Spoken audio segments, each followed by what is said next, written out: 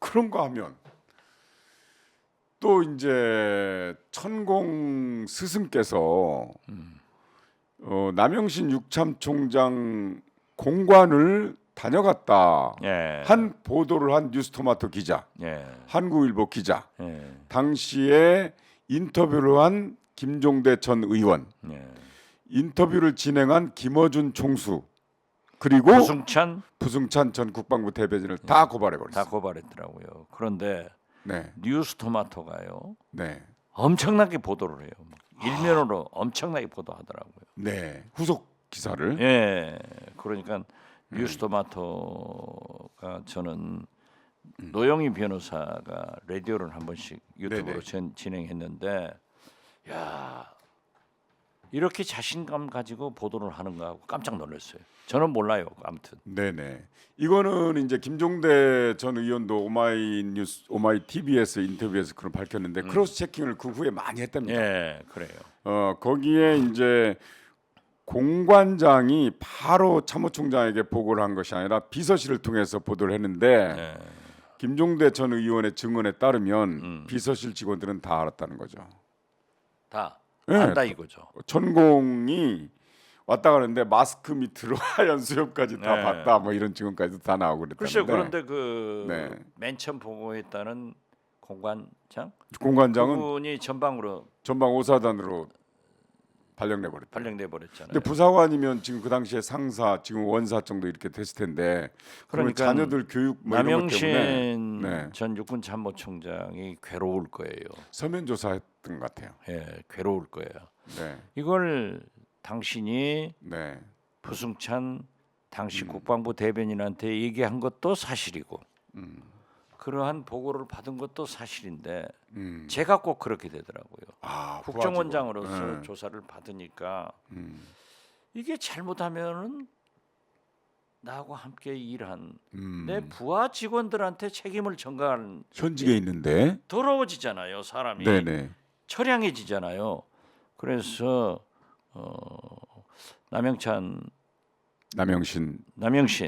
육군 참모총장 사성 장군이 어떻게 답변했는지 그게 궁금하네요. 오늘 입장이 어려울 것이다 이렇게 어렵죠. 우리는 짐작을 하죠.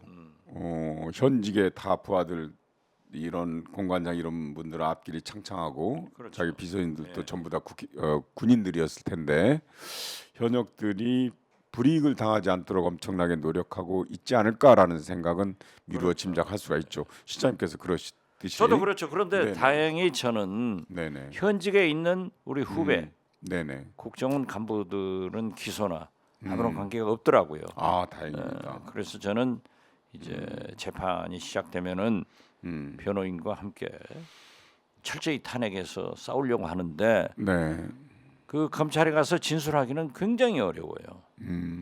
그런데 남영신 육군 참모총장은 실제로 비서실, 공관장 이게 어렵잖아요. 다 연루가 됐죠. 대변인한테 얘기까지 했으면은 네네. 사실 저도 이제 원내대표나 당 대표를 해보면은 또 청와대 비서실장을 해보면은 대변인한테는 다 가르쳐 주거든요. 네네.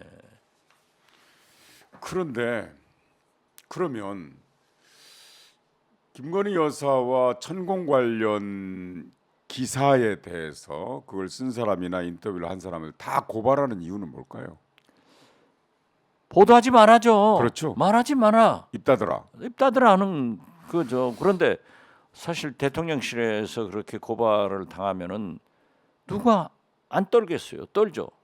그래서 또 경찰이나 검찰에 가면은 네. 수사 다 철저히 하죠. 그리고 대개 고발을 할 때 그 언론사 회사를 상대로 하거든요. 그렇죠. 근데 담당 기자를 상대로 고발을 했어요. 기자도 많이 해요. 기자 플러스 뭐 대통령실에서는 처음인 보도국장, 것 같아요. 예. 아 그래요? 네네. 언론사를 상대로 하는데. 그래서 그게 바로 이제 시장님 말씀대로 위축되게 하는 거거든요. 그럼 취재에서도 보도를 못 하거든요. 그러니까 회사를 보도하면 고발을 하면은 회사가 변호사비 같은 걸 하는데 기자를 해놓으면 힘들죠. 우리 언론사에서 변호사비를 보조하나? 하지 않을 거예요. 뉴스토마토에서는 회사 차원에서 한다고 아, 하더라고요. 그래요? 예.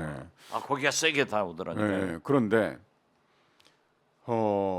이거 이제 언론 하는 사람은 전문 용어가 있습니다. 칠링 이펙트라고. 예. 위축 효과. 위축, 예. 그래서 실제로 츄링 이펙트. 네네 칠링 이펙트라고 하는데 실제로 위축이 됐대요. 당연히 위축되죠. 김- 그거로 안 나오잖아요. 그 김종대 전 의원이 어느 언론사 기자하고 인터뷰를 했나 봐요. 그런 인터뷰 내용 하고 나서 보니까 잘 됐더래요. 그리고 그 기자가 고맙다고 하고 데스크에 제출했겠죠. 근데 데스크에서 잘린 거예요. 잘라버렸죠. 예. 그래도 이튿날 미안하다고 전화가 왔더래요. 그러니까 실제로 위축을 당해요. 아 그렇죠. 언론사는 사실상 공영방송을 제외하고는 광고로 먹고 살잖아요. 네. 이제 광고주에게 권력의 압력을 넣으면 언론사 힘들어져요.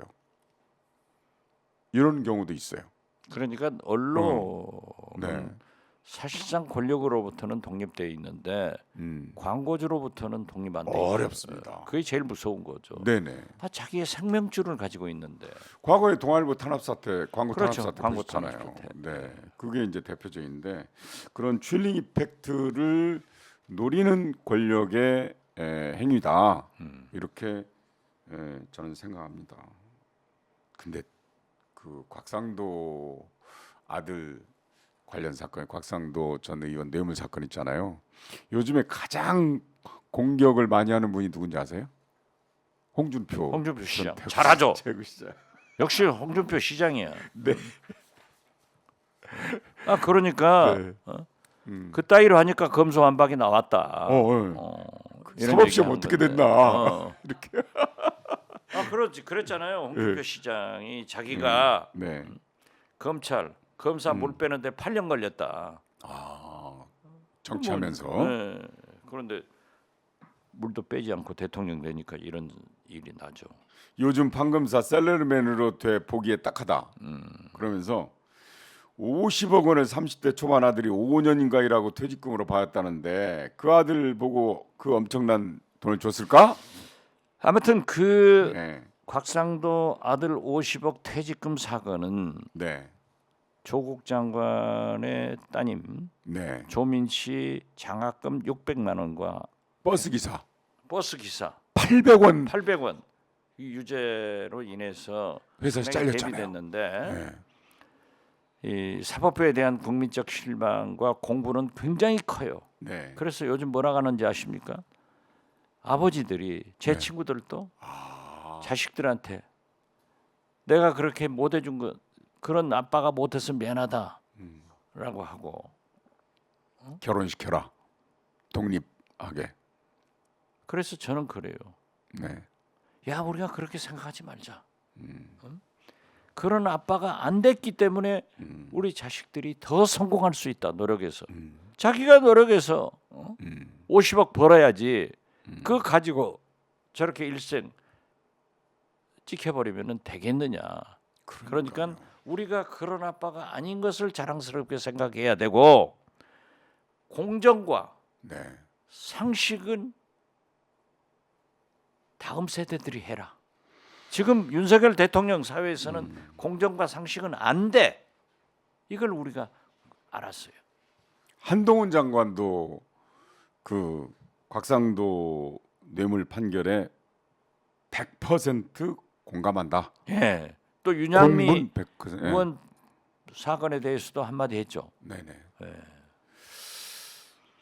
그러면서 한동훈 장관이 100% 공분, 국민적 공분이겠죠. 100% 공감한다. 저도 동의 못한다. 거기까지만 했으면 괜찮은데 한마디 더 붙였어요. 뭐 이 정부 사람들이 항상 유성기판 돌리듯이 하는 얘기 있잖아요. 전 정부 문재인 정부 검찰이 했다. 했다, 기소했다. 아, 그 당연한 거 아니에요? 당연한 거죠. 모든 것이 anything but 문재인. 전 정부 말기였잖아요. 그렇죠. 그 당시에 검찰총장이 누구였는데 검찰총장 지휘권이 없었다고 또 얘기하겠지만 잘 몰라요. 난 몰라요. 예. 아니 그런데 네. 저는 법무부 장관이 그래도 3권 분립된 대한민국에서 네. 사법부의 결정에 대해서 법무부 장관이기 때문에 납득이 되지 않는다. 네. 검찰은 항소할 것이다. 그래서 다시 한번 심판을 받아보겠다. 네네. 이렇게 해야지. 당연하죠. 어떻게 행정부, 법무부 장관이 사법부를 향해서 공분을 한다. 네. 이건 국민 정서에 기대서 정치적 발언이에요. 네. 이런 것도 안 돼요. 그러면 안 돼 또. 한동훈 장관이 너무 똑똑해. 네. 너는 자꾸 얘기하잖아요. 그분이 좀 겸손하면은 앞으로 미래가 참 좋게 열릴 것 같다. 그건 말이 안 되잖아요. 법무부 장관이 네. 나도 납득 못한다. 공부를 한다. 이 사법부를 향해서 삼권 분립된 국회의원은 할 수 있어요. 법무부 장관은 하실 말씀이 아니다. 근데 사법부의 판단에 납득이 가지 않는다. 우리 검찰에서는 고등법원 항소할 것으로 알고 있다. 한다. 이러면 되는 거예요. 그러니까. 근데 한동훈 장관이 사법부에 대해서만 그런 게 아니라 뭐 아니 누구? 저- 아니 국회의원한테는 더 그냥 국회의원을 개밥에 도토리로 보는 거지. 그것은 그러면 안 돼요. 도토리가 났습니까? 개밥이 났습니까? 둘이 다 똑같지 뭐.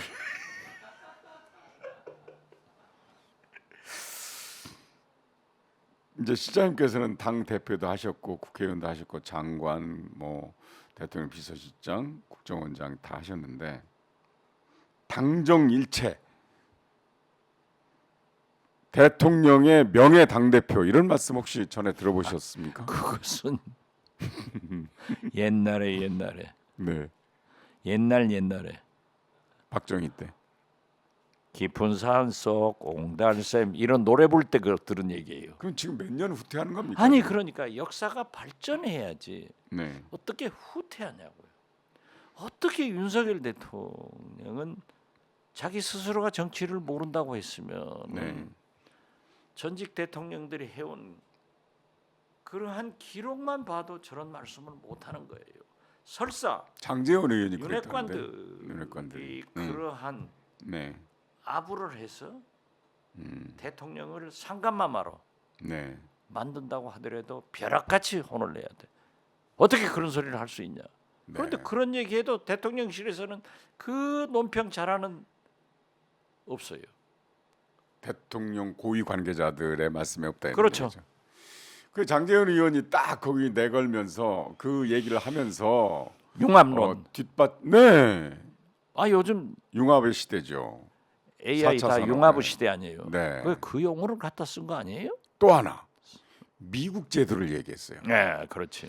미국은 대통령이 특정 대표 후보를 지지한다라고 했는데 지지하죠. 지지해요. 근데 선거 운동도 하고 예, 저 정치자금 모금 펀드레이싱 파티에 가서 그러니까. 연설해주고 그런데 우리나라의 당 대표와 미국의 당 대표는 다르잖아요. 완전히 다르죠. 우리나라 당 대표는 국회의원 공천을 하잖아요. 예, 그렇죠. 미국에서 국회의원 공천합니까? 없어요. 그러니까 우리 갖다 댈 걸 대야지. 박영선 장관이 지금 네, 이 하버드 가서 공부하고 있잖아요.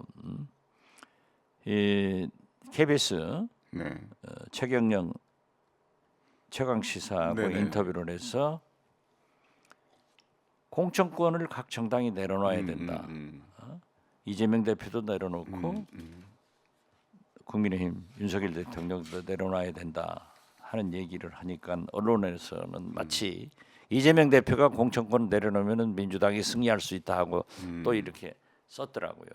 이 박영선 장관의 평소 소신은 오래 전부터 저랑 같이 국회의원 할 때부터 디지털 정당 네, 하면서 미국식 프라이머리 네, 네, 예비 선거를 얘기하는 거예요. 네, 네. 그런데 저는 캘리포니아에서 안 살아보고 뉴욕만 살아봤기 때문에 동부 사정은 잘 아는데 캘리포니아 사정은 잘 몰라요. 박영선 장관은 LA 특파원을 했어요. 그렇죠. 그래서, LA 특파원 예, 하면서 이제 했는데 벤처밸리 뭐 이런 걸 잘 알죠.